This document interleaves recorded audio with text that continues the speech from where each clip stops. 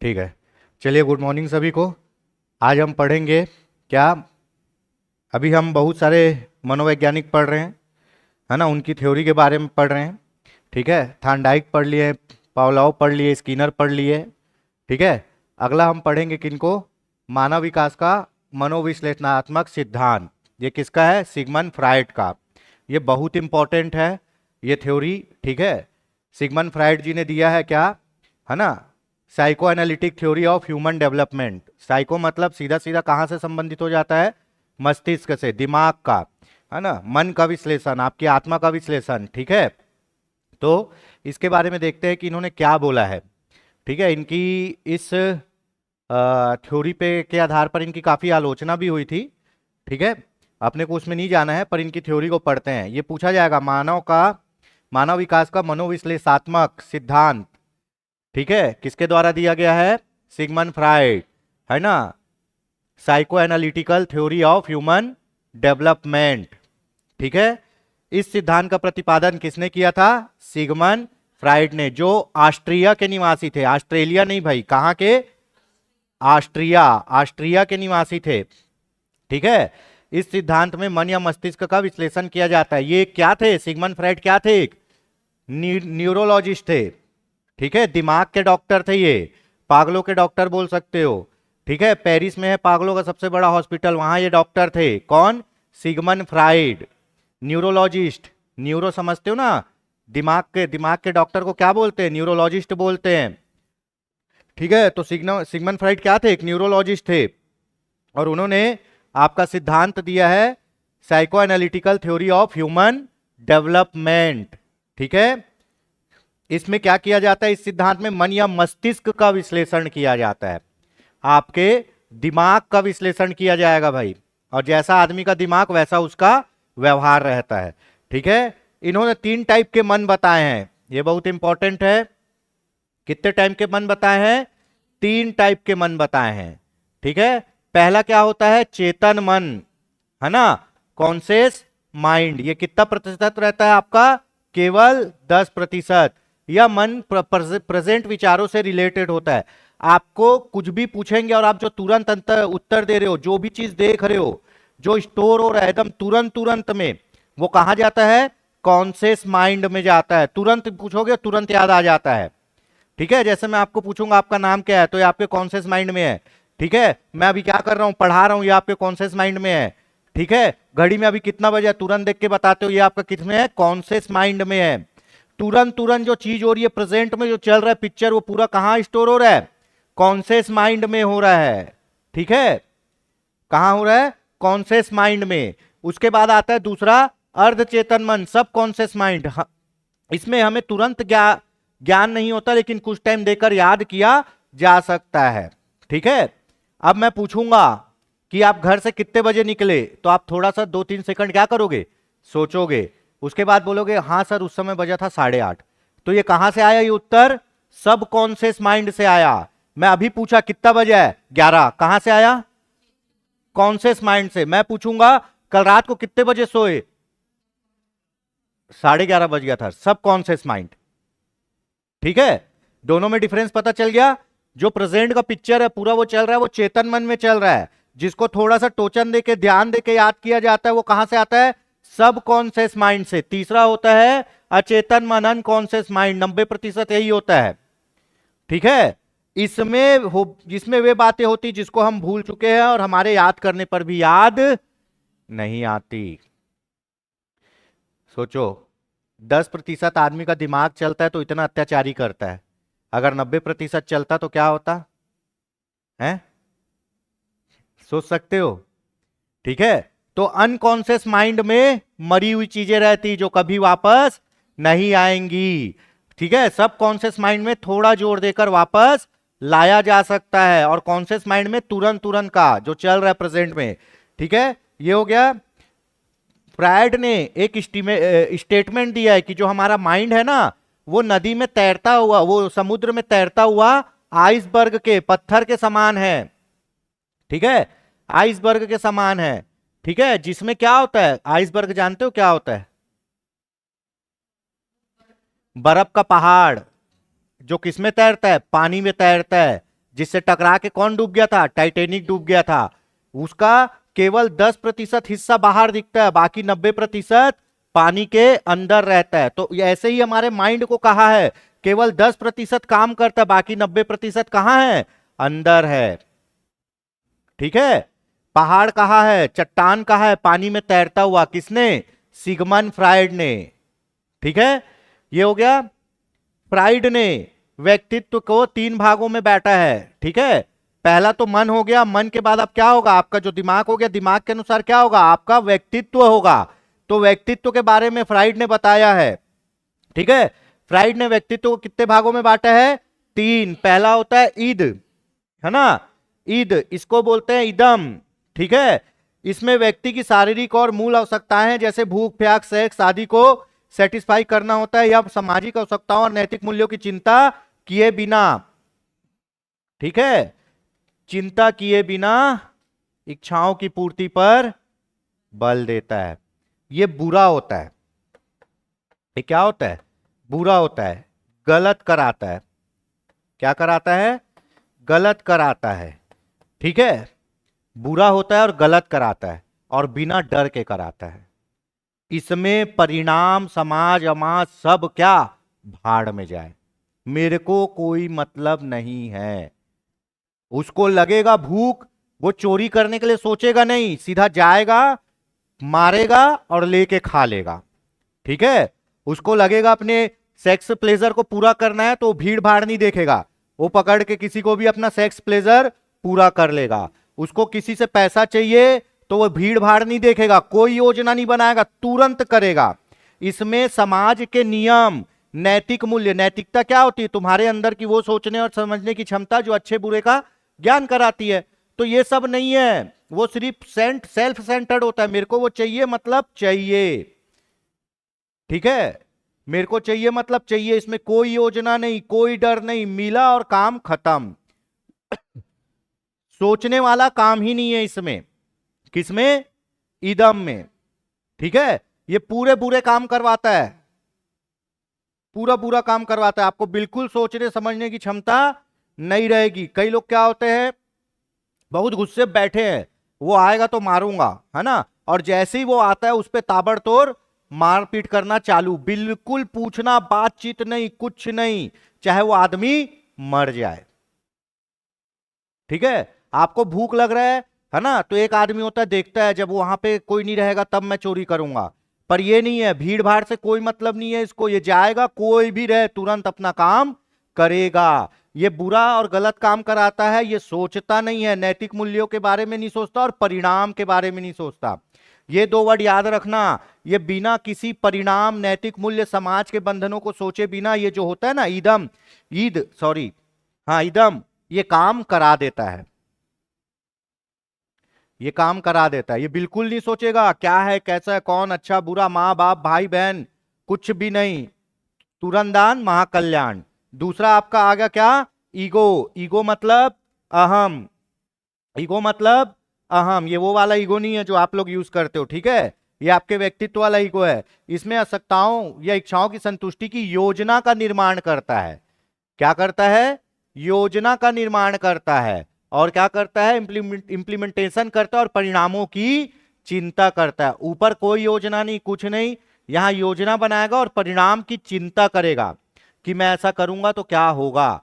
यह भी गलत और बुरा करवाता है, यह भी गलत और बुरा कराता है, दोनों कराता है, पर यह सोच समझ के करवाता है। जो ईद होता है वो बिना सोचे समझे करवाता है, ये सोच समझ के बुरा करवाता है। ठीक है, अब एक होगा कि मेरे को पैसा चाहिए, आपके घर में सब बैठे हैं, मैं घुसा, चाकू मारा, जेवर एवर लिया और चल दिया, ये हो गया ईद।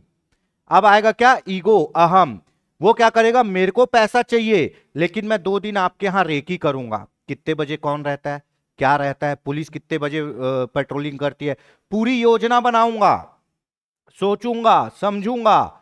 उसके बाद यह भी सोचूंगा कि मैं पकड़ा गया तो मेरे साथ क्या क्या हो सकता है ना, और उसके बाद आपके यहां चोरी करने आऊंगा, उसके बाद गलत करूंगा। ऊपर वाले में सोचना समझना परिणाम की कोई चिंता नहीं है, इसमें यह सोच समझ के योजना बनाएगा और परिणाम की चिंता करेगा कि अगर मैं पकड़ा गया तो क्या होगा। समझ में आ रहा है? ठीक है। अपन जब घर में भी कभी ना कभी आप लोग भी 2 5 रुपए 10 रुपए निकाले ही होगे, चुराए ही होगे जब जरूरत पड़ा होगा तो, है ना। तो क्या होता है, अपन क्या करते हैं, अहम में करते हैं, छुप के करते हैं, देख के करते हैं, पकड़ा गया तो क्या होगा। ठीक है। ऐसा थोड़ी न कि पापा बैठे ही हैं उनके सामने ही उनके जेब से पैसा निकाल लिए हैं, ऐसा होता है क्या, नहीं होता। तो अहम क्या करता है, गलत तो करवाएगा लेकिन उसकी योजना बनाएगा और उसके परिणामों की चिंता करेगा। समझ में आ गया। दो व्यक्तित्व। तीसरा व्यक्तित्व पराहम, सुपर ईगो। क्या, पराहम सुपर ईगो। यह समाज द्वारा नैतिक सूत्रों के अकॉर्डिंग काम करता है, यानी जिस व्यक्ति के अंदर सुपर ईगो ज्यादा होगी वह बुरे कामों से उतना ही दूर होगा, जैसे चोरी ना करना, झूठ ना बोलना। ये अच्छा काम करवाता है। क्या करवाता है, ये अच्छा काम करवाता है। ऊपर के दोनों बुरे काम, ये अच्छा काम कराएगा। ठीक है, ये नहीं करेगा। इसका जो पराअहम है ना, पराअहम सुपर ईगो उसको रोक लेगा गलत करने से, बोलेगा नहीं करना है गलत, चाहे कुछ भी हो जाए। ठीक है, समझ में आ गया। 3 टाइप का व्यक्तित्व। अब जिस आदमी में जो ज्यादा रहेगा वो वैसे ही बिहेव करेगा। ठीक है।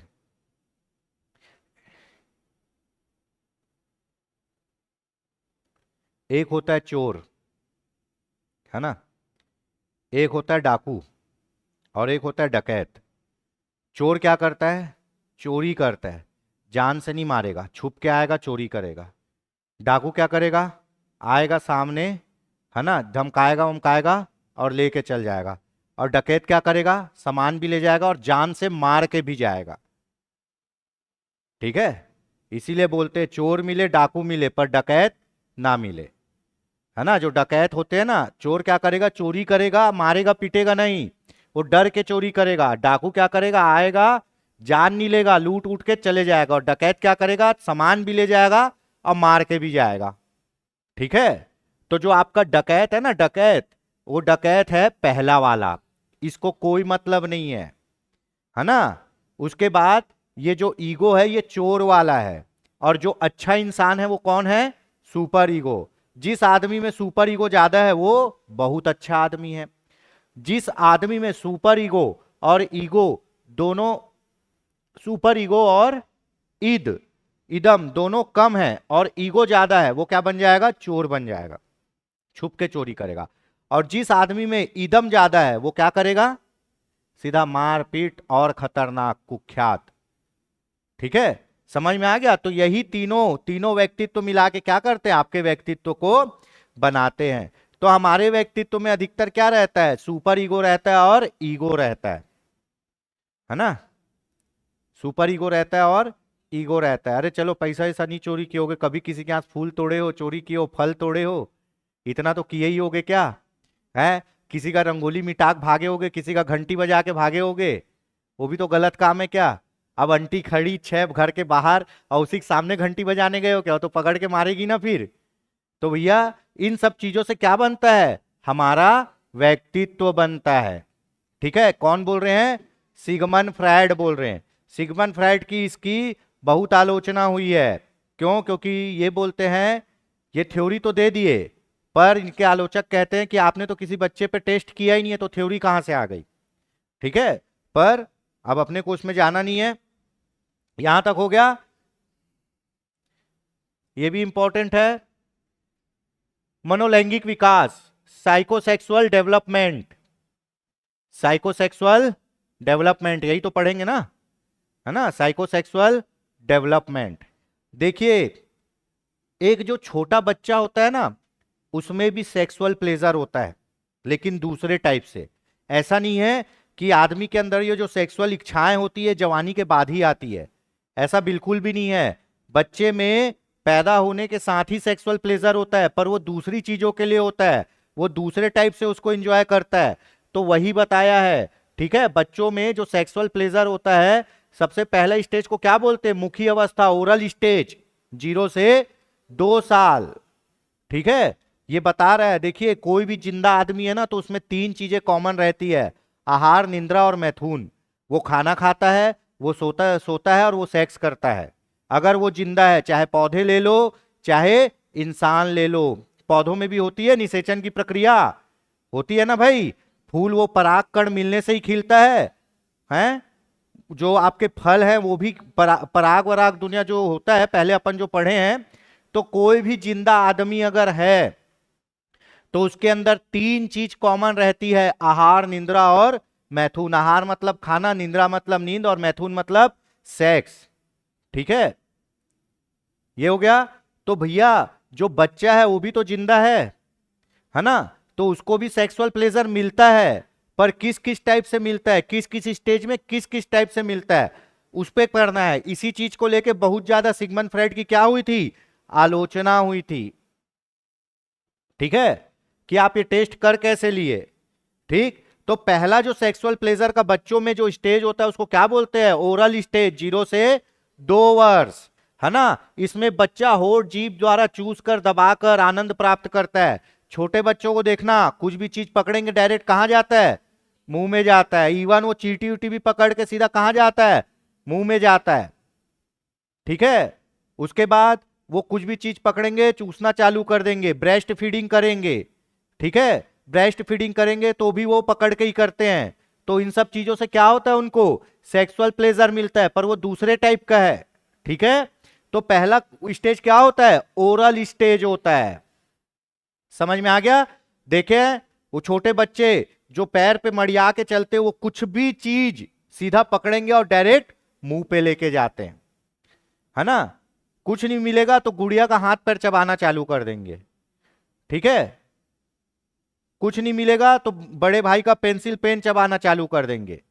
तो उनको उससे क्या मिलता है, सेक्सुअल प्लेजर मिलता है। उसके बाद दूसरा जो अवस्था होता है बच्चों में, वो कौन सा होता है, एनल स्टेज, है ना, गुदी अवस्था। इसमें बच्चा टॉयलेट मल त्याग करके आनंद प्राप्त करता है। ठीक है, आप देखना, छोटे बच्चे लोग, छोटे बच्चों को आप बैठा दो उनके टॉयलेट सीट पे, है ना, वो कितना एकदम बैठेंगे, खेलेंगे उसी में, करने के बाद उसी में हाथ भी डाल देंगे। ऐसा नहीं है, सब उसी स्टेज से गुजरे हैं भाई, है ना। तो जो है नैतिकता के साथ पूरी बातें की जा सकती है। देखना होता है, जिनके यहाँ बच्चे हैं उनको बिल्कुल देखना, कई बार बैठा दो वो करेंगे ही नहीं, वो रोक के रखे रहेंगे। उनसे उनको क्या मिलता है, सेक्सुअल प्लेजर मिलता है। ठीक है, थोड़ा सा बच्चे को छोड़ दो, वो बोलते हैं ना, सब बराबर कर दिया। ठीक है, वो वर्ड अपन बोल नहीं सकते हैं, करके सब लिपापोती बराबर कर दिया, तो उनसे उनको क्या मिलता है, सेक्सुअल प्लेजर मिलता है। तीसरा होता है उत्तर लैंगिक अवस्था, फैलिक स्टेज, 3 से 5 वर्ष। अब देखना, यहां बच्चा थोड़ा बड़ा हो जाता है, उसके जननांग विकसित हो जाते हैं। ठीक है, तो बालक संतुष्टिकरण जननांगों पर केंद्रित हो जाता है। फ्रायड के अनुसार उसे दूसरों में बांटना नहीं चाहता। इस स्टेज में बालक का जननांग विकसित हो चुका होता है। ठीक है, और वो क्या करता है, चीजों को अपने तक ही रखना चाहता है, उसको किसी में बांटना नहीं चाहता। ठीक, इसी एज में बच्चे जिद्दी होते हैं, इसी एज में बच्चे दूसरे के घर में जाके बेइज्जती कराते हैं। आपका बच्चा जाएगा, वो सामने वाला खिलौना ले लेगा और देगा ही नहीं, और वो मांगेगा तो उसको उड़ा देगा, मार देगा, पीट देगा। ठीक है, तो इसमें जब क्या होता है, जननांग विकसित होते हैं तो हल्का सा विपरीत लिंग के प्रति आकर्षण बढ़ता है। ये बहुत इंपॉर्टेंट है, विपरीत लिंग के प्रति आकर्षण बढ़ता है। ठीक है, पहला इसमें क्या आएगा, इसके 2 भाग है, ओडिपस कॉम्प्लेक्स। इसमें लड़का अपनी मां से ज्यादा प्यार करता है और अपने पिता के मुकाबले कम प्यार करता है। लड़का, वो बोलते हैं ना क्या, मां का बेटा है, मम्माज बॉय बोलते हैं ना। लड़का किसके तरफ जाने लगता है, मां के तरफ, है ना। पापा की तरफ उतना नहीं जाएगा, वो अपनी मां की तरफ आकर्षित रहेगा, उसको मां का स्नेह अच्छा लगता है। ठीक है, ये पूछा जाता है कि एक लड़का अपनी मां से ज्यादा प्यार करता है, किसका उदाहरण है ये, ओडिपस क्या कॉम्प्लेक्स। ओडिपस ओ मां बोल सकते हैं, ओ मां गाना है ना, तू कितनी अच्छी है, तो ओडिपस कॉम्प्लेक्स। ठीक है, दूसरा क्या होगा, इलेक्ट्रा कॉम्प्लेक्स। ठीक है, इसमें लड़की अपने पिता से ज्यादा प्यार करती है, इसीलिए क्या होते हैं, पापा की परी होते हैं। ठीक है, इसीलिए पापा की परी होती है। क्यों? विपरीत लिंग के प्रति आकर्षण के कारण। ठीक है, ओडिपस कॉम्प्लेक्स और इलेक्ट्रा कॉम्प्लेक्स। ये ओडिपस जो था ना, एक लड़का था। ठीक है, एक लड़का था, इसका नाम कैसे पड़ा है? ओडिपस एक लड़का था जो अपने पापा को मार के अपनी मां से शादी कर लिया था, उसी पे इसका नाम पड़ा है। ठीक है, और इलेक्ट्रा एक लड़की थी जो अपने मां को मार के अपने पिता से शादी कर ली थी। विपरीत लिंग के प्रति आकर्षण। ठीक है, तो ये ओडिपस कॉम्प्लेक्स और इलेक्ट्रा कॉम्प्लेक्स पिछले बार के पेपर में आया था। ठीक है, इलेक्ट्रा है ना, अब इलेक्ट्रा मतलब क्या? इलेक्ट्रिक। और ज्यादा करंट किस पे रहता है? लड़कियों पे ही रहता है। ठीक है, बहुत एकदम क्या करते हैं उन लोग? चिल्लाते ज्यादा हैं, कुछ भी चीज में एकदम तुरंत रिएक्शन देते हैं। और ओडिपस मतलब ओ माँ, लड़का माँ की तरफ जाएगा और लड़की पापा की तरफ जाएगी। ठीक है, चौथी अवस्था होती है सुप्तावस्था, लेटेंसी पीरियड। इसमें क्रामिक क्रियाएं बंद हो जाती है और बच्चा अपने सेम जेंडर के साथ रहना पसंद करता है। यहां तक विपरीत में चल रहा था, अब बच्चा बड़ा हो गया। अब बच्चा बड़ा हो गया तो क्या है, अपने सेक्सुअल प्लेजर को दबाता है, वो शर्माता है। देखना, एक समय में बच्चे क्या होते हैं, बिना कपड़े के घूमते रहते हैं। ठीक है, जब 5 से 12 वर्ष में ना वो इतने शर्माने लग जाते हैं अचानक से कि पूछो मत, बहुत जबरदस्त चेंज आता है उनमें। आप अपने घर में देखे होगे, वो थोड़ा सा अपने ऊपर ध्यान देने लगता है। यही वो समय है जब बच्चा क्या है, खुद से कपड़ा पहनना चालू कर देता है, खुद से नहाना चालू कर देता है। ठीक है, तो वो उसमें अपनी उसकी क्रामिक क्रियाएं बंद हो जाती मतलब वो अपने सेक्सुअल प्लेजर को दबाता है, अपने गुप्तांगों को छिपाता है और सेम जेंडर के साथ रहता है।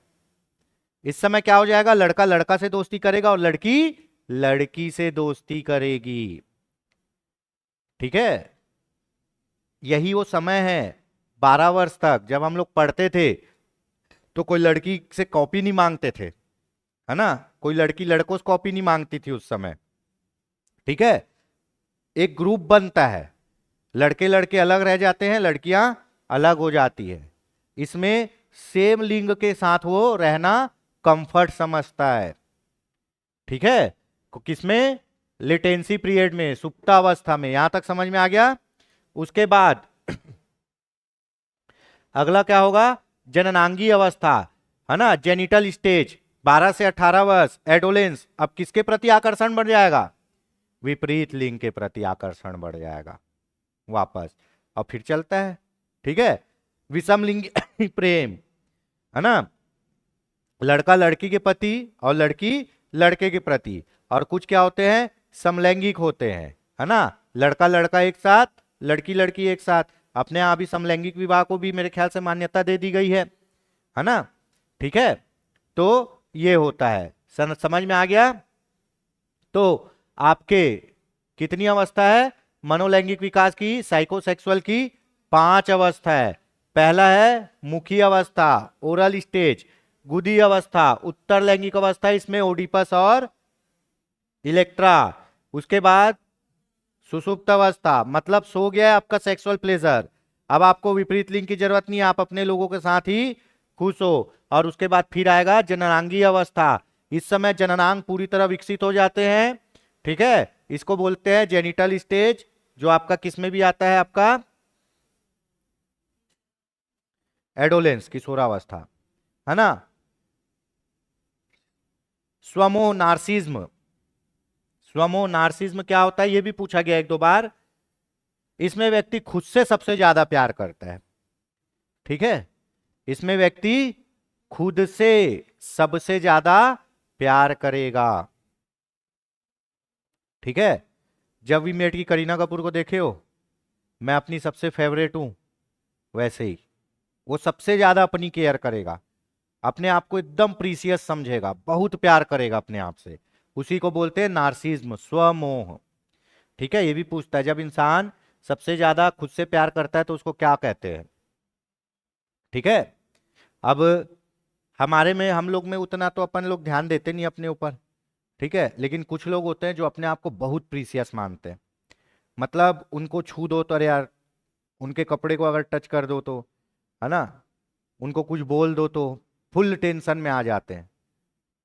ठीक है, तो ये होता है स्वमोह, इसमें आदमी खुद से सबसे ज्यादा प्यार करता है।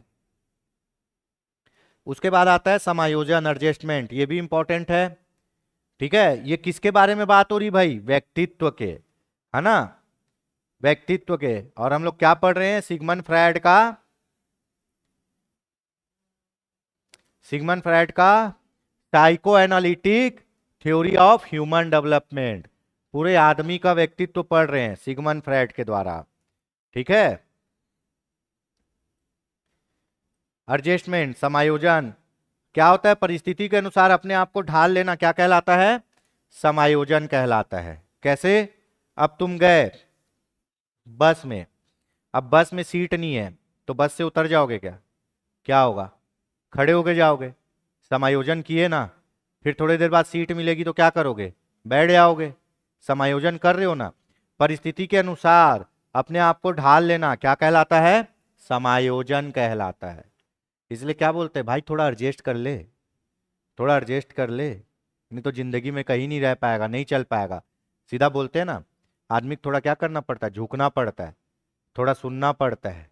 ठीक है, आज के डेट में परिवार खराब होने का, है ना, घर टूटने का सबसे बड़ा कारण क्या है? कि लोग एडजस्ट नहीं करते हैं।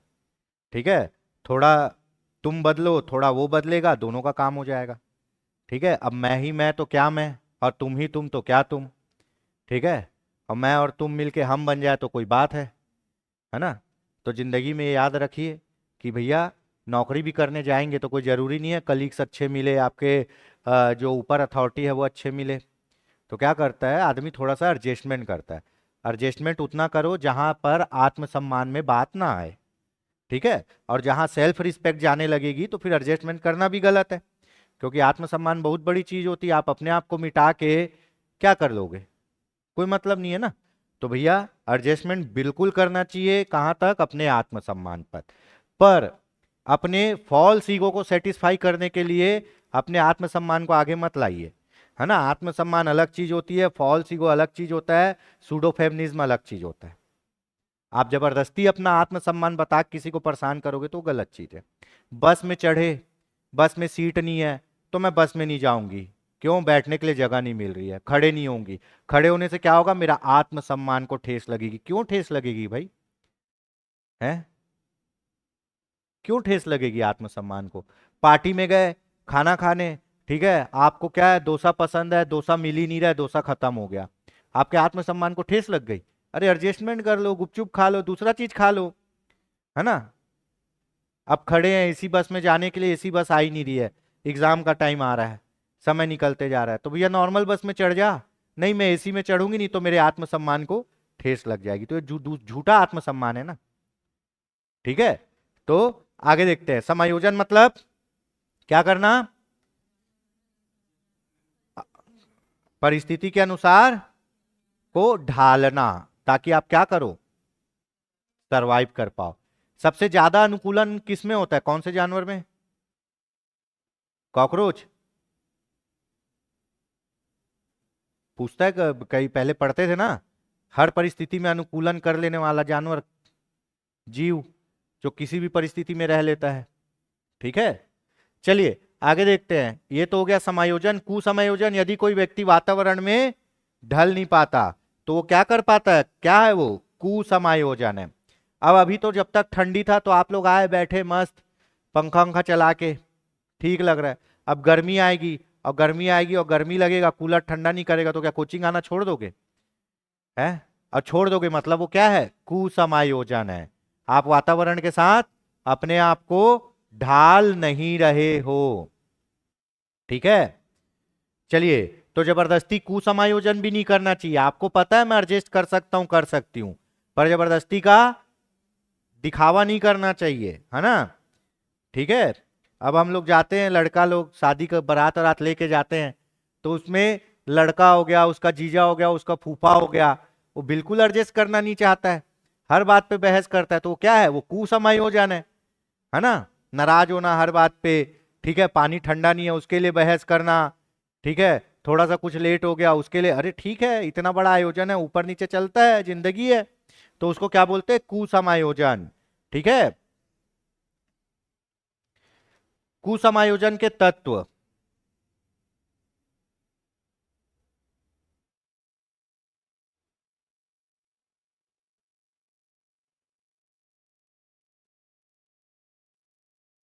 कुसमायोजन के तत्व। तनाव, जब व्यक्ति वातावरण और मांग के अनुसार अनुसार कार्य नहीं करता तो क्या हो जाता है? तनाव में आ जाता है। समायोजन हो गया मतलब रिलैक्स। अब कुसमायोजन हुआ तो वहां से फिर और चार बातें निकलेंगी। कुसमायोजन मतलब दिक्कत तो से। अब दिक्कत तो से तो क्या दिक्कत से? सबसे पहला क्या होगा? तनाव। तनाव कब होता है? कब होता है जी? जब आप मांग के अनुरूप कार्य नहीं कर पाते।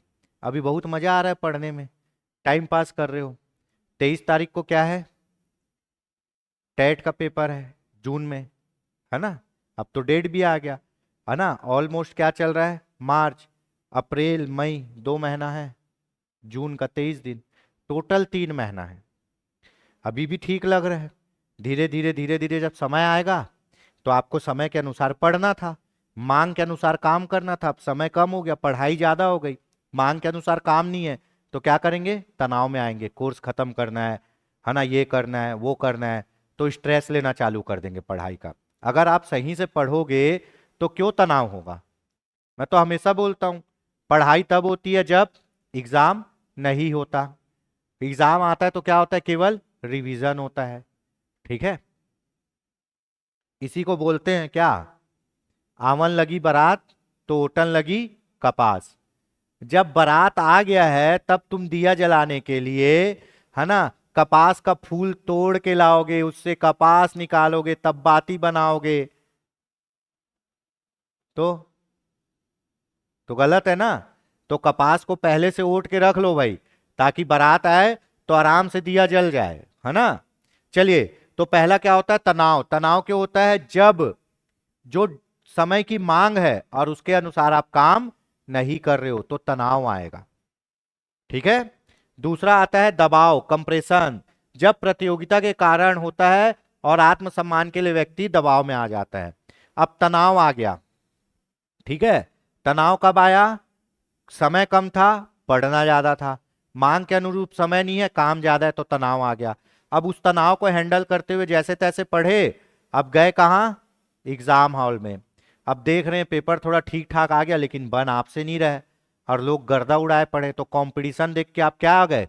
प्रेशर में आ गए। परफॉर्मेंस प्रेशर, है ना? कंपटीशन देख के हालत खराब होती है। ठीक है? तो कंपटीशन में आप किस में आ गए? दबाव में आ गए। उसके बाद,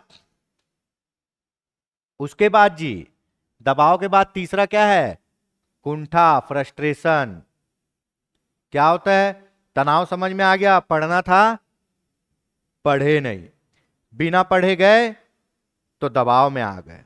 अब रिजल्ट आया और करिया कुकुर का सिलेक्शन हो गया और आपका नहीं हुआ।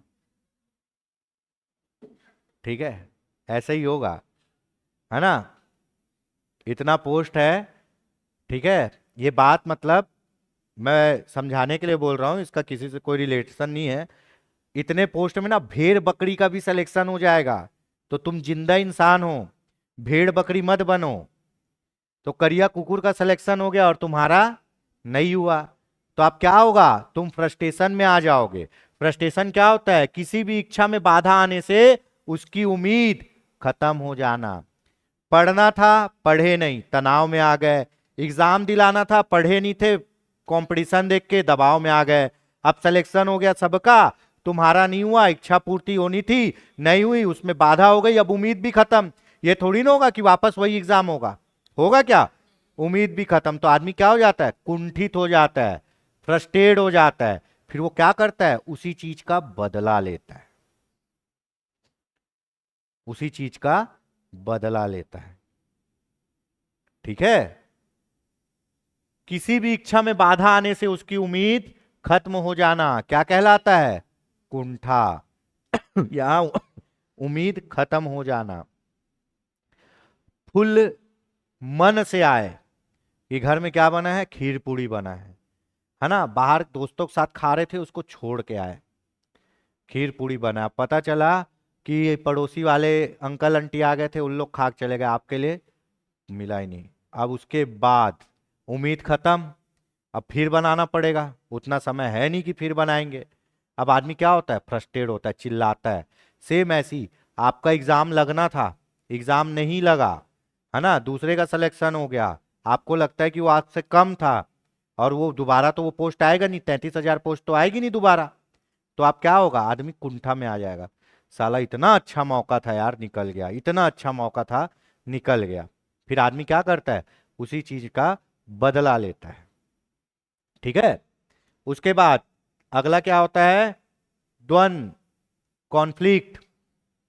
जब एक ही समय में दो शक्तियां जागृत हो जाती है तब व्यक्ति के अंदर क्या होता है, द्वंद होता है। जब आपके पास दो ऑप्शन है, ठीक है, और दोनों में से एक चूज करना है, तो आदमी क्या करता है, द्वंद करता है। ठीक है। कैसे, अब उसी दिन हॉस्टल वार्डन का एग्जाम है और उसी दिन शिक्षा कर्मी का एग्जाम है, और आपका दोनों में तैयारी अच्छा है, आपको लगता है आपकी नौकरी लग जाएगी। अब आपके अंदर द्वंद चल रहा है कि कौन सा एग्जाम दिलाने जाऊं। ठीक है, हॉस्टल वार्डन पेमेंट अच्छा है, काम कम है, दुनियादारी, पढ़ने का आगे समय मिल जाएगा। टीचर में कंपटीशन ज़्यादा है, हॉस्टल वार्डन में भी ज़्यादा है, कंपटीशन ज़्यादा है, बाहर भेज दिया, बस्तर भेज दिया तो, पर पेमेंट किस में अच्छा है, टीचर में अच्छा है ना, पर आराम किस में ज़्यादा है, हॉस्टल वार्डन में ज़्यादा है। अब क्या है, दो युक्तियों में कंफ्यूज हो रहे हो, तो अंदर क्या चल रहा है, अंतर्द्वंद चल रहा है, अंदर डिलीमा चल रही है, दुविधा चल रही है, आप फंसे हुए हो। ठीक है। आपका आपका जो, आपका नहीं मतलब, मान लो एक लड़की है, अब वो किसी से बहुत प्यार करती है, उसका बॉयफ्रेंड जो है वो है नॉर्मल सा एक शिक्षा कर्मी। अब उसको, उसका पर बॉयफ्रेंड बहुत अच्छा है, बहुत खूबसूरत दिखता है, अच्छी केयर करता है। अब उसके लिए रिश्ता आ गया किसका, किसी डिप्टी कलेक्टर का। वो एवरेज दिखता है लेकिन उसके पास पोस्ट है क्या, डिप्टी कलेक्टर की। वो जिंदगी उसके साथ बिताना चाहती है, पर जिंदगी उसको अच्छी किसके साथ लग रही है, डिप्टी कलेक्टर के साथ लग रही है। तब वो किस में आ जाएगी, द्वंद में आ जाएगी। ठीक है, वो किस में आ जाएगी, द्वंद में आ जाएगी। और द्वंद में आने के बाद एक ही डिसीजन आता है कि बाबू पापा नहीं मानेंगे। हर कोई अपना अच्छा देखता है, बिल्कुल देखना भी चाहिए। ठीक है, तो ये हो गया द्वंद, समझ में आ गया कि नहीं भाई। ठीक है, तो क्या क्या होता है, क्या क्या होता है, देखिए सबसे पहले कुसमायोजन, अगर आप एडजस्ट नहीं करोगे तो तनाव आ जाएगा, तनाव के बाद कंपटीशन बढ़ेगा, और क्या आएगा, दबाव आएगा, दबाव के बाद क्या आएगा, कुंठा आएगी जब आप फेल हो जाओगे, और जब आप ठीक ठाक रहोगे तो दो में से एक को चुनना है तो वो द्वंद कहलाएगा। सुरक्षा युक्तियां, डिफेंस मैग्नीज्म। ठीक है, आप अपने आप को बचाने के लिए क्या क्या करते हो, परिस्थिति में अपने आप को जिंदा रखने के लिए क्या क्या करते हो, इसी को बोलते हैं क्या, सुरक्षा युक्तियां, डिफेंस मैकेनिज्म। ये ऐसी युक्तियां होती जिसमें व्यक्ति विशेष परिस्थिति में अपनी चिंता और कमियों से मुक्ति पाने के लिए एक अस्थायी कवच बनाता है। ठीक है, ये कभी सोचे थे कि ये ऐसा पढ़ने को मिलेगा, क्यों, करते तो सब हैं, करते हैं ना भाई, सबके साथ होता है। अच्छा एक चीज बताओ, कभी आप लोग अपने आप को समय देते हो, अपने आप से बातें करते हो, मेरे साथ ये हो रहा है, मेरे साथ वो हो रहा है, क्या हो सकता है ना, है ना, नार्सिज्म नहीं, स्वमोह नहीं भैया, चिंतन, कभी अपने आप को समय देते हो, हैं, तो आप कभी सोचे हो कि मैं ऐसा ऐसा करता हूं, मेरे को तो दिख रहा है कि हाँ मैं ये सब चीज करता हूं, मैं अपने आप को बचाने के लिए कुछ डिफेंस मैकेनिज्म का ही उपयोग करता हूं, कहीं फंस जाता हूं तो कुछ लॉजिक लगा के निकलता हूं, कुछ प्रॉब्लम का ऐसा होता है कि टेम्परेरी सोल्यूशन ही मिल जाए, अभी बच जाए, ऐसा रहे। भाई इसमें क्या लिखा है, ये ऐसी युक्तियां होती जिसमें व्यक्ति विशेष परिस्थिति में अपनी चिंता और कमियों से मुक्ति पाने के लिए एक अस्थायी कवच के साधन के रूप में इस्तेमाल करता है। अगर आप अपनी चिंता और कमियों से मुक्ति नहीं पाओगे तो फिर क्या होगा, तनाव, तनाव के बाद दबाव, दबाव के बाद कुंठा। ठीक है, तो उन सब चीजों से बचने के लिए क्या करता है, सुरक्षा युक्तियों का उपाय करता है। हवाई जहाज में बैठते हैं, बैठे हैं कभी, ठीक है, तो उसमें बोलती है ना कि ऑक्सीजन की कमी होने पे ऑक्सीजन मास्क बाहर आएगा, है ना, और यात्रीगण सर्वप्रथम अपना ऑक्सीजन मास्क पहने, ठीक है, तो पहले अपने आप को जिंदा रख लो, अपनी सुरक्षा युक्ति लगा लो, तब जन सेवा करने जाना। ठीक है, हवाई जहाज में सीधा बोल देता है कि भैया ऊपर हो तो सबसे पहले खुद को बचाओ, है ना। इसीलिए बोलते हैं खुद विकास करो, देश विकास कर लेगा। अभी जमाना ऐसे ही है। ठीक है, चलिए, क्या होता है ये, जब आप फंसते हो सरल लैंग्वेज में, तो जिन चीजों का सहारा उस प्रॉब्लम से निकलने के लिए अस्थायी तौर पे करते हो, तो उसको क्या बोलते हैं, सुरक्षा युक्तियां। आपको पता है आपको बार बार बुखार आ रहा है, अभी आप घर नहीं जा सकते, तो आप क्या करोगे, एक डोलो 650 खा के बैठोगे। क्यों, अस्थायी तौर पे। और जब घर जाओगे तब किसके पास जाओगे, डॉक्टर के पास जाओगे। ठीक है, उसके बाद क्या होता है, जब कभी गाड़ी में पेट्रोल खत्म हो जाता है, तो थोड़ा सा झुका के हम लोग घर तक आने की कोशिश करते हैं या पेट्रोल पंप तक जाने की कोशिश करते हैं, उसके बाद वहां तेल डलाते हैं। सबसे बेस्ट उदाहरण, है ना, लड़के तो समझ जाएंगे, लड़कियां, जब आपका सैंडल टूटता है तो आप क्या करते हो, पिन निकाल के जोड़ते हो, और उसके बाद जाते हो किसके पास, टेलर के पास, नहीं, मोची के पास। ठीक है, फिर सिलवाते हो, कि मोची को बोलते हो कि नहीं मैं समायोजन नहीं करूंगी, तू यहीं चाके बना है। तो यही है भैया, क्या, डिफेंस मैकेनिज्म। अपनी परेशानियों से बचने के लिए क्या करते हैं, अस्थाई कवच।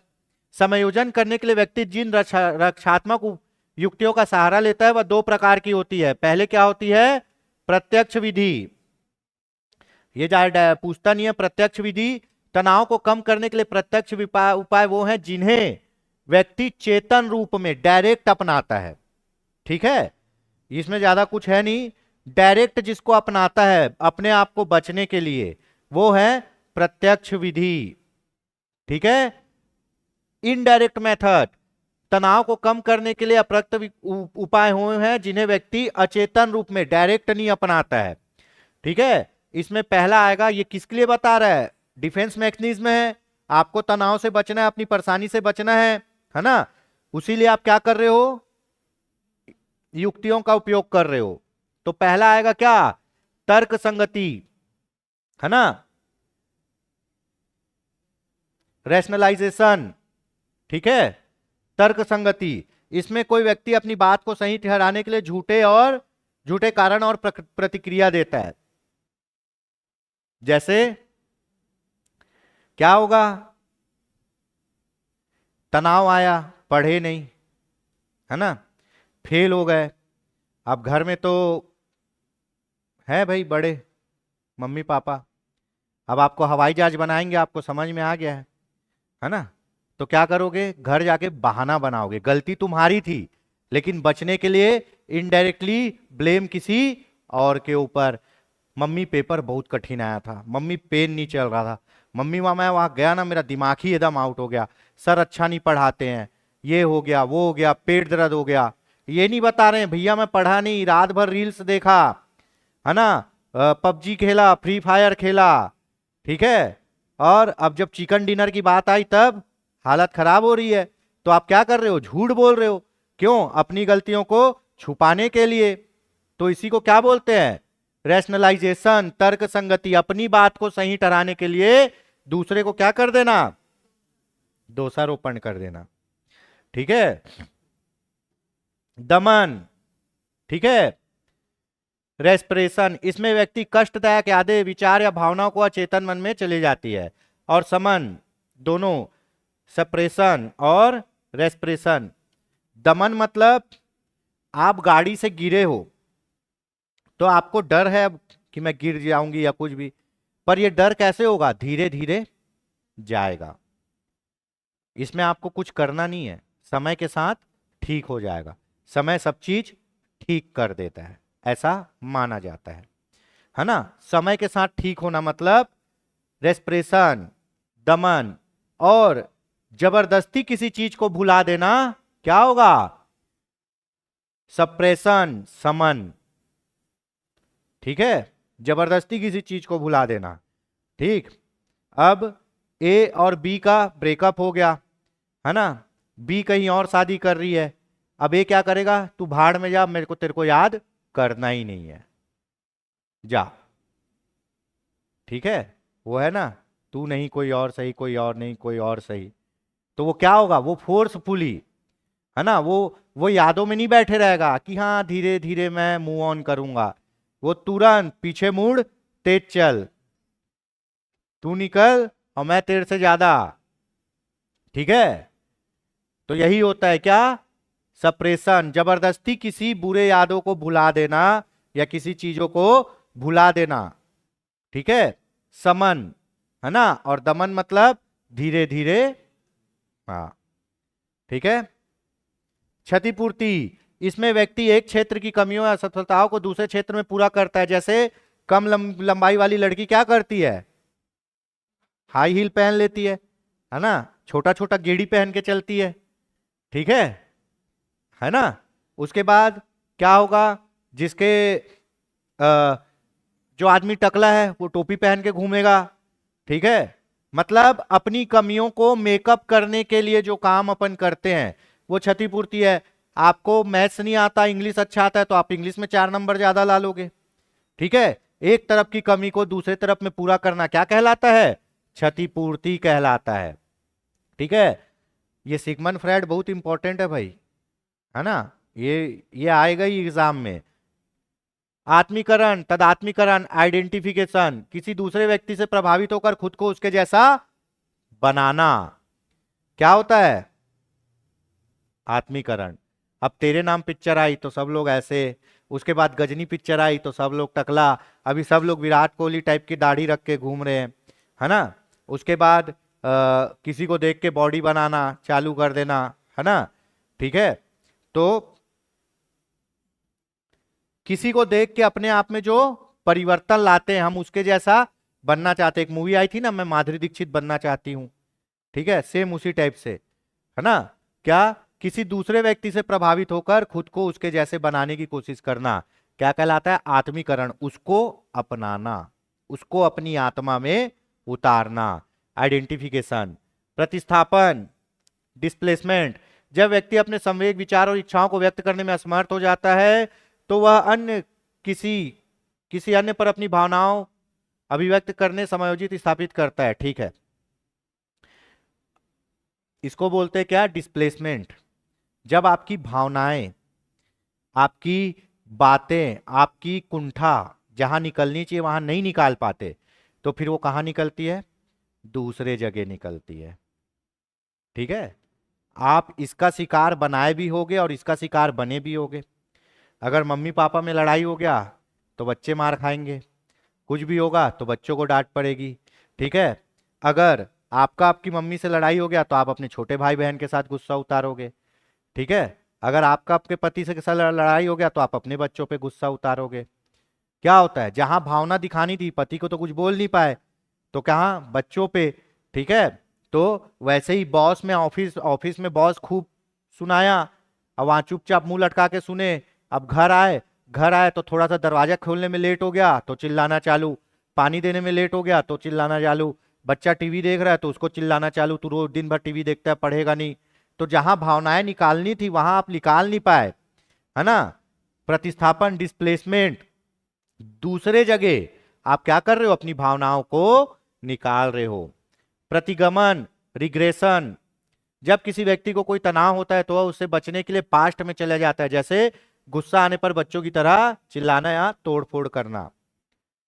ठीक है, जब आप अपने आप को संभाल नहीं पाते हो तो आप अपना जो गुस्सा कहीं और निकालते हो ना, अपने आप को संतुष्ट करने के लिए, तो वही क्या है, रिग्रेशन। करते हैं, गुस्सा आता है तो तोड़फोड़ करते हैं कई लोग।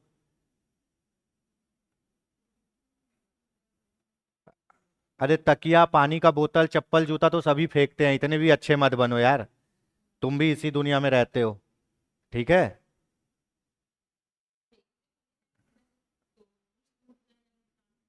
अच्छा, फेंकना ही क्यों, फेंकना ही क्यों भैया, यहां पे आप तनाव से बचने के लिए, ठीक है, पास्ट में चले जाते हो। जैसे पहले अपने आप को रिलैक्स करते थे वैसे ही, जैसे गुस्सा आने पर बच्चों की तरह चिल्लाना, है ना।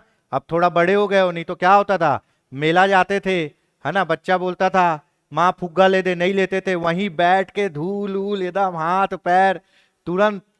किए हो कभी ऐसा? हाँ मैं भी किया हूं, मेरे को याद है। तो क्या करते थे, फिर उसको उठाते थे, पूरा झड़ाते थे, दो झापड़ मारते थे, और उसको जो चाहिए वो लेके देते थे। तो भैया आदमी बड़ा होके भी क्या करता है, अपना गुस्सा निकालने के लिए वो सब पुरानी युक्तियों को करता है। ठीक है, वो सब पुरानी युक्तियों को करता है। उसी को क्या बोलते हैं, रिग्रेशन, प्रतिगमन। उसके बाद उदात्तीकरण, सब्लिमेशन। ठीक है, इसमें व्यक्ति अपनी अनैतिक इच्छाओं प्रेरणाओं की संतुष्टि समाज के स्वीकृत उद्देश्यों का अनुसरण करके करता है। ये बहुत अच्छी चीज है। ठीक है, अगर आपको अपना गुस्सा निकालना है, बहुत लड़ाई करने का मन कर रहा है ना, तो बॉक्सर बन जाओ। ठीक है, अगर आपको बहुत किसी चीज को खोल के देखना बनाने का मन कर रहा है, तो इंजीनियर बन जाओ। आपको बहुत अच्छा तेज गाड़ी चलाना आता है, तो जाके फार्मूला वन के रेसर बन जाओ। अपनी गलत इच्छाओं को, किसको, अपनी गलत इच्छाओं को सही तरीके से क्या करना, पूरी करना, क्या कहलाता है, सब्लिमेशन।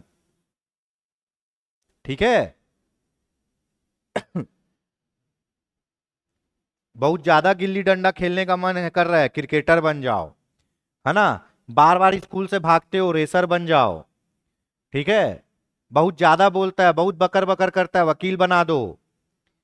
ठीक है, बहुत ज्यादा जानवरों से प्यार करता है, इलाज पानी कर रहा है, जानवरों का डॉक्टर बना दो। मतलब आपकी जो गलत इच्छाएं हैं, अनैतिक इच्छाओं को क्या करना, सही वे पे पूरा करना, क्या कहलाता है। हाँ, एक बच्चा है, नया नया पोताई किए, दीवार पे पूरा रंगीन कर दिया, पेन से लिख दिया, कलर से लिख दिया, उसको चित्रकार बना दो। ठीक है, तो भैया ये सब चीजें होती है। क्या होता है, नदी का पानी अगर सही दिशा पे जाएगा ना, तो भला करता है, काम आता है, और नदी का पानी गलत दिशा में जाएगा तो उसको बोलते हैं बाढ़। ठीक है, फिर वो क्या करेगा, सब बर्बाद कर देगा। तो उस नदी के पानी को, चाहे वो अच्छा हो या बुरा, हमेशा सही दिशा पे लेके जाओ। यहां लिखा है ना, अनैतिक इच्छाओं को सही तरीके से पूरा करना, ये पूछा जाता है।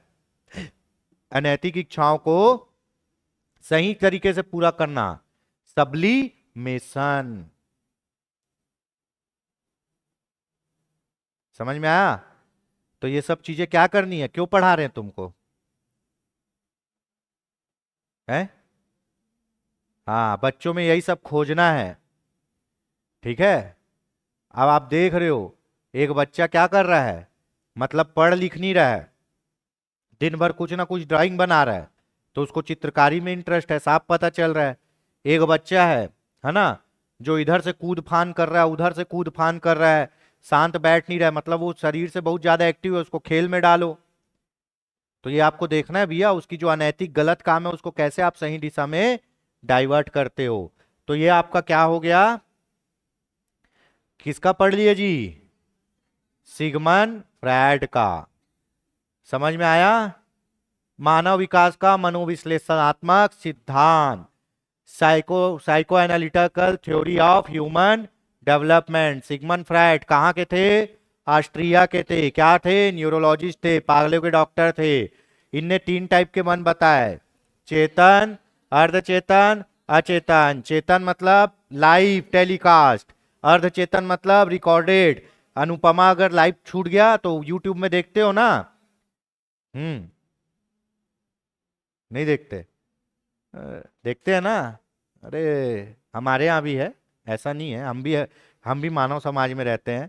उसके बाद अचेतन, जो पूरी तरह डिलीट है। फ्रायड ने व्यक्तित्व को 3 भागों में बांटा है, इदम जो बुरा कराता है बिना सोचे समझे, अहम ईगो जो सोच समझ के बुरा कराता है, सुपर ईगो जो बुरा नहीं कराता अच्छा कराता है ना। मनोलैंगिक विकास, ठीक है, साइकोसेक्सुअल डेवलपमेंट बच्चों में भी होता है।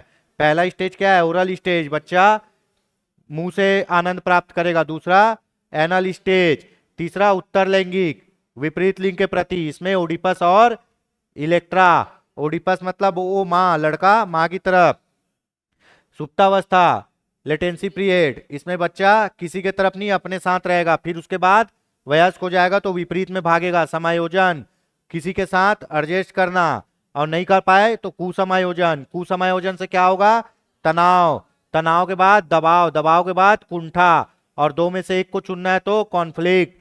सुरक्षा युक्तियां, आदमी अपने आप को बचाने के लिए जो बहाने बनाता है, ठीक है। प्रत्यक्ष विधि, अप्रत्यक्ष विधि, अप्रत्यक्ष विधि में पहला क्या है, रैशनलाइजेशन, अपनी गलती छुपा के दूसरों को बदनाम कर दो, दमन, ठीक है। कष्टदायक विचारों को ऑटोमेटिक डिलीट हो जाएंगे, समन, जबरदस्ती बुरी चीज को भुला दो।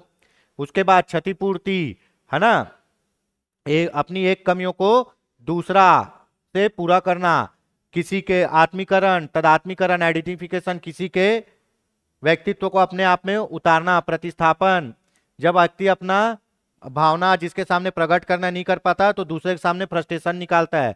प्रतिगमन, तनाव से बचने के लिए क्या करता है, बचकानी हरकतें करता है। उदातीकरण, इसमें क्या करता है, अपनी गलत इच्छाओं को सही मार्ग पे ले जाके क्या करता है, पूरा करता है। जेबी वॉटसन, ये देखेंगे कल। समझ में आया आज तक का? ठीक, तो अपन एक बार शुरू से देख सकते हैं। कितने वैज्ञानिक पढ़ लिए, ठीक है।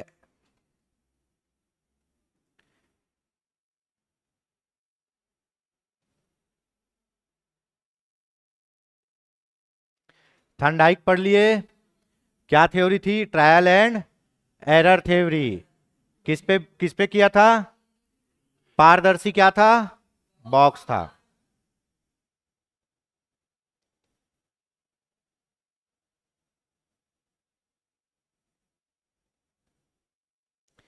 पीएफ स्किनर, क्या, क्रिया प्रसूत अनुबंध सिद्धांत, ठीक है।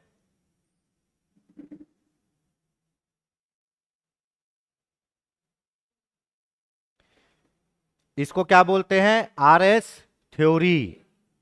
आरएस थ्योरी पहले क्या करता है, रिस्पांस, तब स्ट्यूमल।